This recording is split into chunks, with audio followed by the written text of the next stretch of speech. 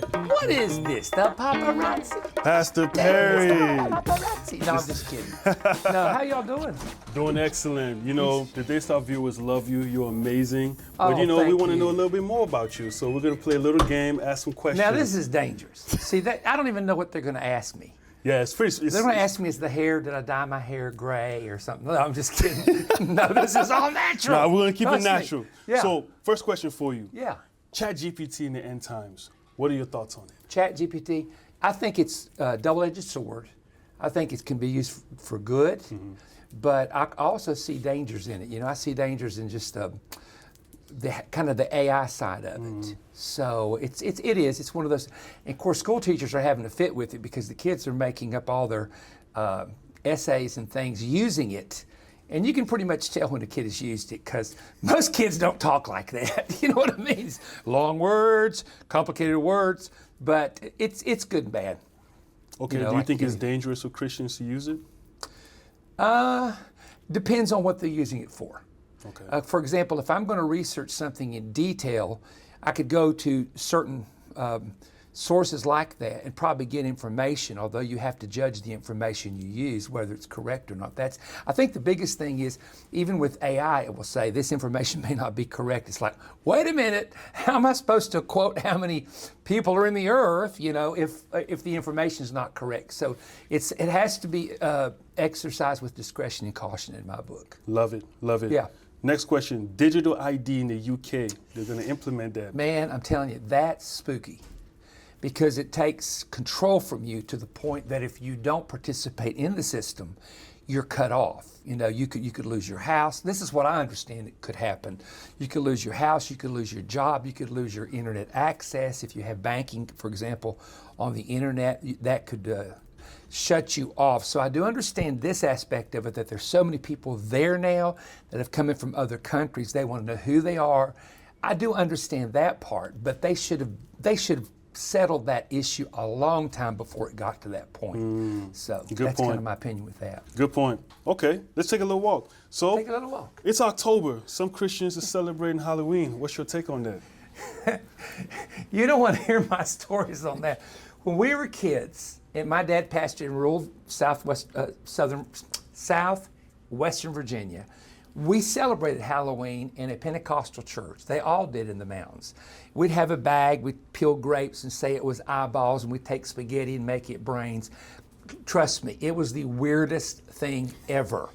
And then when we got knowledge of what it really was about, when you go back to the Druids and you go back to the history and everything, once you understand the history, I think that Christians should eliminate that aspect of it and just do these fall festivals, do things with their kids, set up places where they can play. Churches do what they call trunk or treat, and people have their trunk out from the church. They have gifts, they have different things. So I think you can replace it by something that's a little bit more on the level than having to go back into, because it is the high season for the Church of Satan. That's not an exaggeration, because I was preaching at one church during that time at Jensen Franklin's on Halloween, and we had 3,200 people show up on Halloween night, and guess who wrote him a letter? The Church of Satan. They wrote him an actual letter. And I won't go into that because I'll let Jensen talk about it if he ever wants to. And so that's what we have to understand. Look at what it really represents, and then we can come up with just Christian fun without having to go to the level of that. That's what I see in churches taking place. Excellent, excellent. Next question. How close is the cashless society to the mark of the beast? It's already here. My son carries no money. My son does everything by apps, phone apps. China, completely cashless. They scan the retina of your eye. They use your thumbprint. You know, your thumb, not just your thumb, but your hand. There's machines now, and Disney does use this. I've been there where I've seen it years ago, where you have a scanner, and the scanner goes to your card. You insert your card, and it puts numbers on every one of those little fingerprints. And that way it can tell if your card is taken and someone tries to use it, it's not you. System is good, but you can see how those kind of systems are going to develop in the future. So there's no question, and this is one thing stirring the younger generation up to revival, is they now are understanding this, that all these preachers that have been telling them this for years, AI's taking jobs, I mean, all the way down the list, and it's like, oh my goodness, what are we going to do? So that's one of the things I think that's spearheading this great outpouring that's about to happen. You know? Amen. Amen. Then I'm going to move a little bit further. Oh, yeah, let's keep moving. There's the kitchen. Get away. Get away. Now, get away. Now, this, if you were looking at the news today, there was a government shutdown today. Mm-hmm. Now, are there any like prophetic implications of this? Not really. I think it's just a matter of when the Republicans are in, they threaten to shut down. When the Democrats are in, they threaten to shut down. This goes back and forth with both parties. It's just not one party. If I can say this, some of it just to me is immaturity. It's like two bullies on a playground kind of battling each other out and see who's going to win. And some of it should really never happen because to me, they're more concerned about their party and representing the people in their party who don't like who's in by fighting this way, shutting down the government, than they are about the American people, because the American people need their money that they've worked for and the Medicare and all the other things. So honestly, I see a lot of this as just political, a political circus, to be quite honest with you. And it shouldn't happen for the sake of the people. That's how I feel about that. Amen. Yeah. Let's switch the topic a little bit. Let's talk about your shirts. So now, everyone loves your shirts. You're not wearing it today. Somebody asked about the shirt. Okay, yes, I do. What's your inspiration for these shirts? You know? Every pattern, every color. Okay, I'll tell you what happened years ago. And we buy them from different places, right? But years ago, when I started doing going to Israel, I wanted something different. You know, everything in November is kind of brownish and there's not a lot of green. So I found someone who got me some of these shirts. It was a pastor, and he bought me some of these shirts, and I thought, those are really bright, okay? And so I'd go out there, and we taped in Israel for 12 years at least, maybe longer, with all these kind of weird looking shirts, okay? And they just became popular. It's almost my mark. You know what I'm saying? Yeah. Oh, there's Perry Stone. Hey, I can tell by the shirt. But sometimes when I do a rerun or something, sometimes I'll use a shirt, several times over the years. But I used to have to go to Israel and say, this is a new program, even though it's an old shirt, because everybody had already seen the shirt. But that is kind of a mark. It's like a joke among my staff and even my partners. Perry's got a new shirt. Yeah. But it's always, and my wife picks them out. So if you don't like them, never complain, because I want to keep her happy. And if you do like them, let her know. Say, Pam, you do a great job picking out those shirts. So she does a lot. Well, Daystar loves those shirts. Thank you so much. Now, talking of Israel, speaking about Israel, what's the biggest barrier to building the third temple? Actually, the Islamic mosque. The idea of the third temple is not everywhere in Judaism, but among many devout Jews, they do believe that the Messiah comes and builds it. Some go as far as to say when Elijah appears, which he will, according to Malachi 4 and 5, and also other verses, that he will be responsible for helping to rebuild it. But the biggest thing is you have the Al-Aqsa Mosque at one end, and you have the Dome of the Rock in the center, and but it's going to get rebuilt. Matthew 24, Revelation chapter 11, 2 Thessalonians 2, a structure will exist there. And here's point two, it doesn't have to be as big as you think. In fact, if you actually knew, we walked it off one time, if you actually knew how small the actual facility is, it would stun you. The space you need is for the worshipers and not for the building. And that's pretty amazing, because we walked it off. We walked off. In fact, we got thrown off the Temple Mount because we were videotaping walking it off, and I think the man who was the Muslim guard there knew what we were doing. And I know those guys, I've known them for years.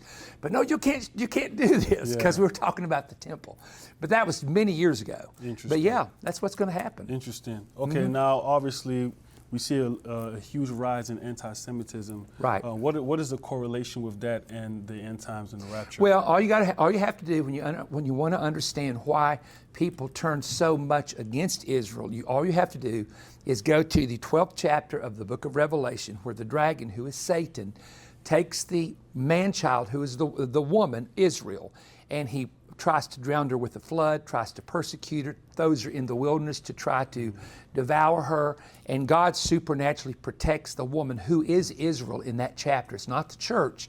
It's actually the nation of Israel in Revelation chapter 12. So I think what we're seeing is we're going to see phases where God's people, and let me say this, you don't have to politically agree with everything Israel does militarily, or you don't have to agree with everything they do with the government, because the younger generation disagrees, for example, on how some things are being handled at the Gaza Strip. But I will tell you, anytime you get news from out of that nation, you have to get it from the right sources, because there is a lot of propaganda that has always been used, and you have to be careful. They'll say this is happening, that's happening, and it may have happened and it may not have happened. But you're going to see a rise of that, because if Satan can ever destroy Israel, God has to nullify everything he ever promised. It would make God a liar. And I think one of the goals is to say, hey, if we can deal with this, or Satan thinks if I can destroy this nation, then I'll prove God a liar. But the Bible said God is not a man that he should lie, and that God cannot lie. So that ought to tell you where it's going to end up, you know, where things are going to end up. Thank you for bringing that clarification. Yeah. Okay, this is the last question. Last question. Probably the most important question we can ask you. Okay. What is your favorite animal? Animal? Yeah. Whoa, oh my goodness. And to be honest, our viewers already have the perfect animal for you, but we want to make sure you match it. Okay. Let me say this, I'm gonna have to say this two ways. Okay. Pet-wise, I have an African gray bird that eats anything I feed it, anything. It'll eat steak. It's supposed to eat seeds. And when I'm eating, he goes up and starts ringing the bell, going just violently until I feed him. Then he comes down and eats, and if I'm not feeding, I'm telling you, this happens every day of my life I'm home. And it speaks about 200 words. It says, roll tide, you know, and calls my wife's name and whistles. When I walk in the door, it whistles at me. They're fun. That may be one of my favorite animals. As far as something that represents something to me, it's a lion. Because I love the authority, the power, the roar. You know, Jesus is called the Lion of the tribe of Judah. So probably the African gray, and I'm gonna get him talking one day and put him on YouTube. Nobody's gonna believe this. You know, when I pray in the Spirit, we know what that means. He repeats it. I'm over there praying, oh God, and I'm praying, and I hear him, blah, blah, blah. He's over there repeating what I'm saying. So of course he's not speaking in tongues, don't anybody get the wrong, he's just imitating what he hears. Yeah. But it is hilarious, because he knows when I'm praying. He just starts acting just like me. Amazing. So, well, it's a she, really. It's a she, it's a female, but Lucy, we call her Lucy, but that's probably the end of it right there. Okay, well, amazing, thank you. Well, I just want to say, our viewers think that your favorite animal is probably a platypus. Because I parried a platypus. I knew it. So you know him? No, I know, yes I do. Wow. They used to give him to me, and they used to make fun of me with it. They sure What? did, years ago. Oh, we thought you wouldn't know. No, man, I can't play with the All platypus. right, we're gonna see how we can get you a platypus. You need a platypus. Do it. Put Daystar and put my fancy shirt on him and glasses on him. I could show you something. I don't think I have it on my. Nobody has seen this yet. I don't think I can show it on camera because I'd have to get it out of my phone. But in fact, I better be careful saying it because I'm going to introduce it next week at my conference. No one has seen this. Can we get a sneak peek? I'll give you a sneak peek, but I can't tape it. Okay, no Y'all worries. are going to have to just stay tuned to Manifest on Daystar. Manifest on Daystar, you'll see it the first time. It's crazy. It's weird, but it is great. You ever heard of something that's weird but great? Yeah. This is weird, but it's great. Amen. We can't wait to see it. Well, thank you so much. Sorry you can't be here. If you were here, it'd be different, but you're not here.